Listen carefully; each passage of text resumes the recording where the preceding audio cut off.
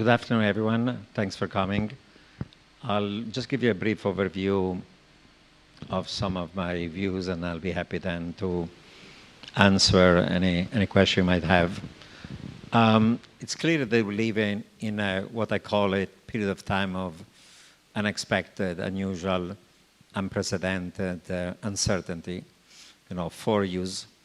There is risk, there are threats, there is instability, there's volatility, there is chaos. And one of my messages is that 3 decades of the era of the great moderation is over.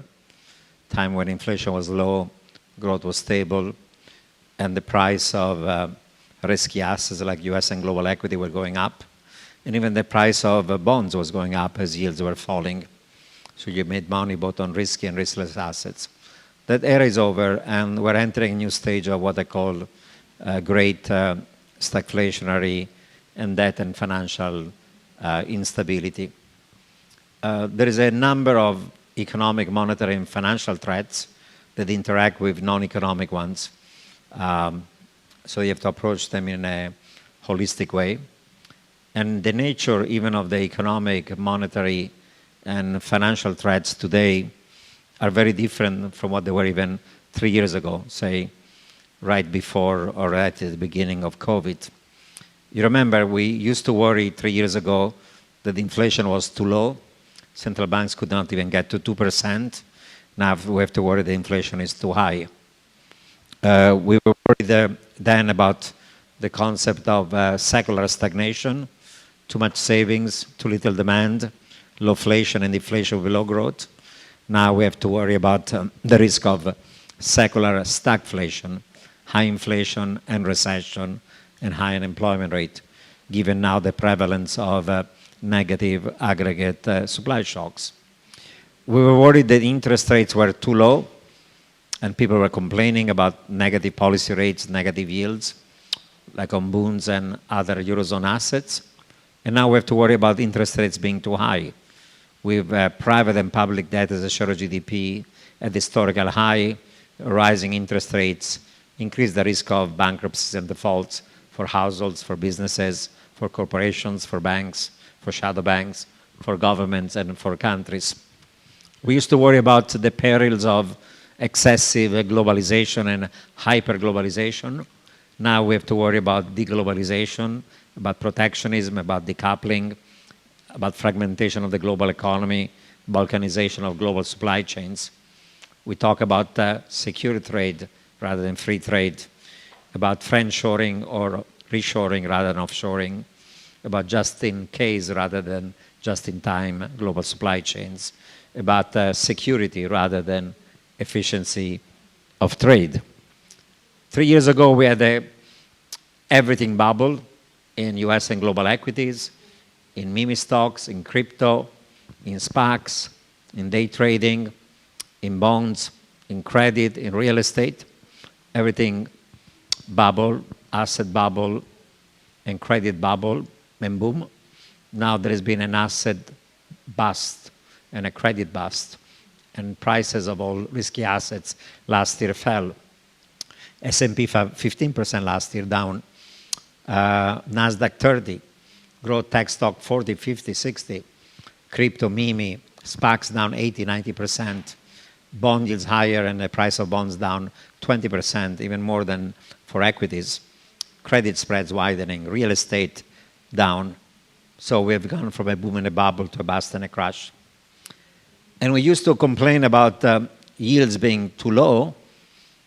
10-year treasuries 3 years ago were trading less than 1%, bonds minus 50 basis points. Now bonds have gone from minus 50 to 250.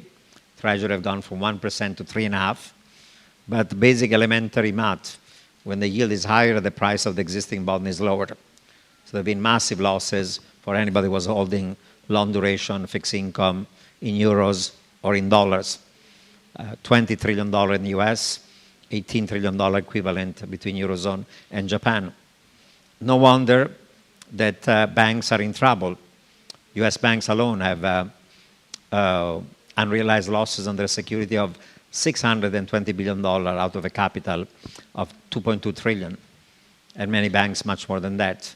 Even the Eurozone, with the rising yields, the price has fallen, and whether it's banks or other asset managers or pension funds or insurance companies, somebody is bearing trillions of dollars losses that are somehow hidden in the system, but they exist. The fact they're not realized doesn't mean that they don't exist. So the nature of economic, monetary, and financial threat is very different today than even 3 years ago. And on top of that, we have other ones that are non-economics. We are in the geopolitical depression. There's already hot war, given the brutal Russian invasion of Ukraine, that had significant economic and financial consequences. This war could become non-conventional, could involve NATO. The Cold War between US and China is getting colder. I was just in Beijing.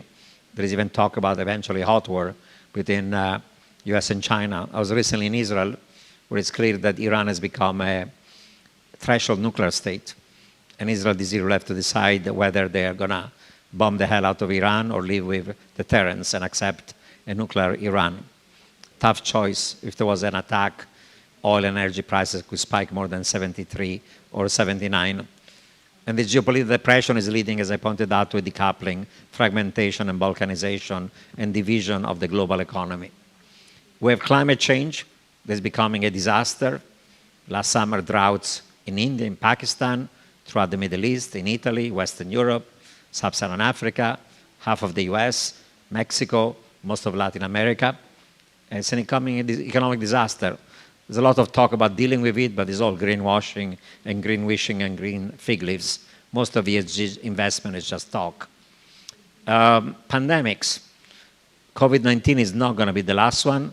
It's not going to be the most virulent one. There are good scientific reasons why we're going to see more virulent, more violent with all the economic and other costs of it. Everybody's getting excited about AI, robotic automation, machine learning, generative AI. Yeah, the economic pie eventually may grow, hasn't yet, but it's going to lead to permanent technological unemployment for blue collar, white collar, even for creative jobs. It's going to increase income and wealth inequality as it's capital intensive, skill bias, and labor saving. And technology innovation often occurs because their governments want to build bigger weapons to fight bigger wars. And the wars of the future started with Ukraine are based on technology, about AI, and by using satellite and 5G and machine learning to have more precision missiles attacking stuff. So that cyber war and war based on tech is the war of the future and is already starting in Ukraine. And the political manifestation of this economic malaise, of income and wealth inequality, of middle class being squeezed, of young generation feeling left behind, is a backlash against liberal democracy, democratic capitalism. You have radical, extremist, populist parties of the extreme right and the extreme left that are coming to power, both in advanced economies and in emerging markets. And many of them are not just authoritarian, but as we saw in the case of Russia, they become also violent. They have to find scapegoats and so on, and end up into not domestic only, but also external kind of wars. Now, I call all these phenomena and this interaction between economic, monetary, and financial and non-economic threats, mega threats. But the Financial Times defined as one of the buzzwords of the year the term polycrisis, the idea that, again, economic and non-economic threats that are interacting with each other. You know, everybody talks about polycrisis, but there's been barely a couple of blogs written about it. I've written an entire book, 300 pages about mega threats. And other people, like I was on stage with the head of the IMF last December, Kristalina Georgieva, discussing my book, and she spoke about the confluence of calamities, like we have not seen since World War II, alliteration, confluence of calamities. Christine Lagarde has spoken about, a perma crisis. If you read the World Economic Forum Global Risk Report, and I was in Davos for the WEF in January, is all about polycrisis, mega threats, and threats interacting with each other. So it doesn't matter what's the label, whether you call it mega threats, or polycrisis, or permacrisis, or confluence of calamities, or, as the WEF said, the most turbulent and unstable decade we've seen since World War II. we live in a very dangerous world where all these things are feeding on each other. Maybe I will stop here and I'm happy to take some questions. I could say more, but I want to leave enough time. You can leave it here if you want to, but okay, yeah. Okay. Good afternoon. It's Bloomberg News. Mr. Roubini, given the latest inflation data for the Eurozone, the one that you just published today, do you see any risk for European economy, particularly of the ECB keep rising interest rates? Well, if you look at both the United States and Eurozone, the data on inflation are still that the inflation, especially core, is much higher than target. And before these recent banking stresses, I think it was reasonable to believe that the Fed, in order to fight inflation, will have to hike the Fed funds rates all the way towards 6%, and that the ECB will have to increase the depo rate all the way towards 4%. Hawks within the ECB like Altman would have said, let's go to 4.5. Doves like Panetta and others would say, let's stop around 350. But the central view was at least 4. Given the banking stresses, both the Fed and ECB are going to hike less, in part because they argue that the tightening of credit and financial condition is effectively a form of monetary tightening, so they need to do less than otherwise. That might be partially true, but the reality is that core inflation is still too high, wage inflation is still too high. In services, most of the cost of production are labor costs, and therefore with high wage inflation, you're going to have continued service inflation. I think there are also good reasons why commodity prices, because of supply and demand reasons, may go higher rather than lower. They've fallen lower now because there is a risk of a recession, but there are bottlenecks on the supply side. So central banks are faced, they used to be faced with a dilemma. In the presence of negative aggregate supply shocks, if you raise rates to fight inflation, you cause a hard landing. And if you care about growth and you don't tighten enough, you prevent the hard landing, but you have a de-anchoring of inflation expectation. But now we don't have just a dilemma, we have a trilemma. There's also a risk of financial instability. If you raise policy rates enough to fight inflation, not only you cause an economic crash, you also cause a financial crash. That servicing ratio becomes unsustainable. And for creditors, the value of their fixed income long duration security goes down, like we've seen with the banks. And the financial crash makes the recession worse, and a worse recession increases defaults and non-performing loans in a doom loop between the two. So we have a trilemma. We want to achieve price stability, we want to have good economic growth and low unemployment, and we want financial stability. And you have effectively only one instrument, the policy rates. Now, central banks are telling you, well, we have two instruments, monetary policy and interest rates for inflation, and macro pru or liquidity support for financial stability. I don't believe it works. It doesn't work because if the problem is only of limited liquidity shocks for individual banks, yeah, those liquidity facilities can help you.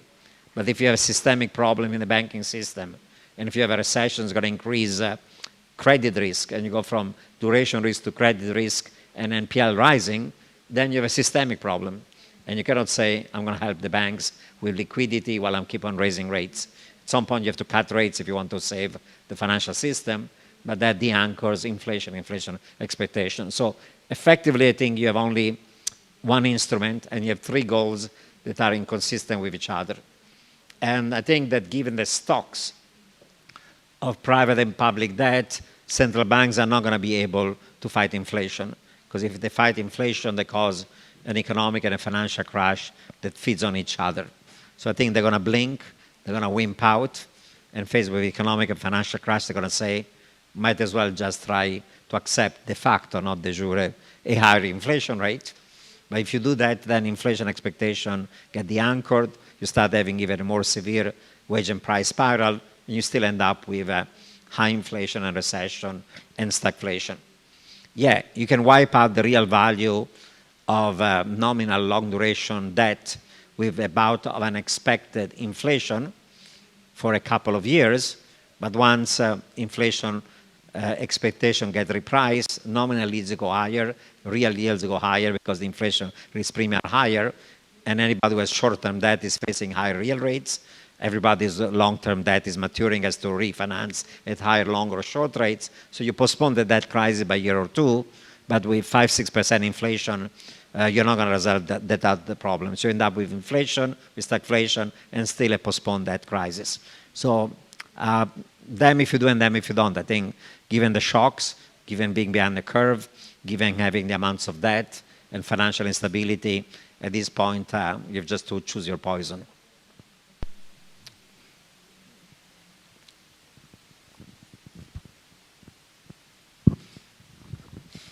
Hi. Considering what happened in US with the collapse of the SVP bank, what do you think is going to happen in Europe? Are you worried about the same problem can happen to European banks, and particularly in Italy, or the system is completely different? Well, things are in part different. Of course, you have to look at each individual bank and see what's their liquidity, what's their capital, what's their NPL, what's their deposit base, whether it's wide enough, retail as opposed to narrow, how much is the uninsured deposits. And therefore, you cannot generalize. The problems of Credit Suisse were specific to Switzerland. It is likely that Deutsche Bank is actually safe and was subject to some kind of a cornering and manipulation. So you cannot generalize. But the general principle is the same. In the US, as I pointed out, 10-year yields going from 1 to 3.5 implied that anybody was holding long-duration treasuries and mortgage-backed securities and so on lost money. Banks, 620 billion. Actually, if you include the fact that most of their assets are long-duration loans, like mortgages at 30 years, that were made when interest rates were 1, those mortgages, their true value is not what it was when interest rates now are 3.5. So if you measure correctly the losses both on security and the value of loans, people have estimated the losses for the US banking systems are 1.8 trillion with a capital of only 2.2. And some banks are totally insolvent. Now in Europe, bond yields went from minus 50 to 2.5, 300 basis points. So anybody was holding those bonds or any other long duration debt of France, of Italy, and whatever, the yield is higher, the price is lower. Now, ECB says most of the banks were not having that duration risk, or they were hedging it. Okay, if they were hedging it, somebody else. Was it pension funds? Was it insurance companies? Was it other institutional investors? Somebody has to hold that outstanding stock of debt. Some of it was held, of course, by the ECB. So ECB, like SMB, have effectively losses on the market value of those securities. But somebody has to be having had those losses, and therefore that's a source of potential financial instability even within Europe and the Eurozone. We don't know yet exactly where those losses are, but there are as many losses in Europe because you had $18 trillion equivalent of public debt in the Eurozone 3 years ago that had a nominal yield at maturity up to 10 years that was negative. So with the yields higher, the market value of that stuff is lower.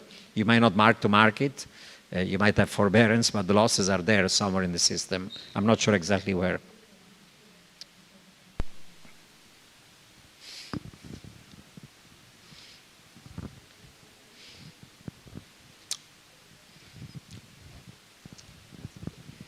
Stefano Marchi from a Spanish newspaper El Mundo. Professor Roubini, I know you are a prominent economist, not a physician, but you've just told us that, maybe that's not the first time you tell that, but that further pandemics are expected, are predicted, and those pandemics are likely to be even more violent. I would just like to ask you whether what those predictions of yours are based upon. Are they based upon merely scientific sources, or more on financial, corporate sources? And how do you explain it? Could you circumstantiate a little bit more? Thanks. Yeah, I mean, think of it this way. We had the Spanish flu in 1918-19, and until the early 80s, there was no major global pandemic. And then since 1980, we've had HIV, SARS, MERS, swine flu, several episodes of bird flu, Zika, Ebola, COVID-19. What explains it? Are these natural disasters or not? There is now science that shows clearly that global climate change and destroying animal ecosystems over time implies that those animals that carry pathogens, pangolin, bats, and others, get closer and closer as their ecosystem and habitat is destroyed. They get closer to livestock animals and to human beings. These are all called zoonotic diseases that are transferring from animal to animal, then to human. And the fact that now we're seeing a series of them since 1980 is correlated with global climate change and the destruction of these ecosystems. That's why scientists are saying we'll have more of them. And there is specific predictions about the next bird flu could be much worse. And there'll be something worse than COVID-19. It's only a matter of when, not whether. Secondly, as we destroy the environment, climate change is leading, for example, to the defrosting of the tundra and the permafrost, say, in Siberia. One, we're releasing all this methane. Methane is 10 times as many greenhouse gas emissions as CO2. That's one disaster. But there are bacteria and viruses that were frozen in that tundra for thousands and thousands of years. And some of them, like in Greenland, have now come back to life. So what people worry about is that these kind of diseases are going to come back. And we don't know how deadly it might be, but they could be just viruses that we don't even know. They've been frozen there for many years. So the fact that we're seeing this series of repeated and more virulent global pandemic is not a natural disaster, the same way in which global climate change is not a natural disaster. Those are all man-made disasters, and that's why the prediction is that you're going to see more of these pandemics, and they could be as virulent, if not more virulent, than COVID-19.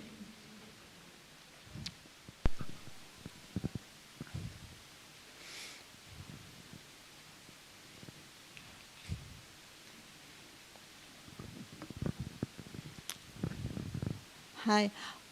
So how we can survive to all that? So there is any recipe to survive? What humanity have to do belongs to you.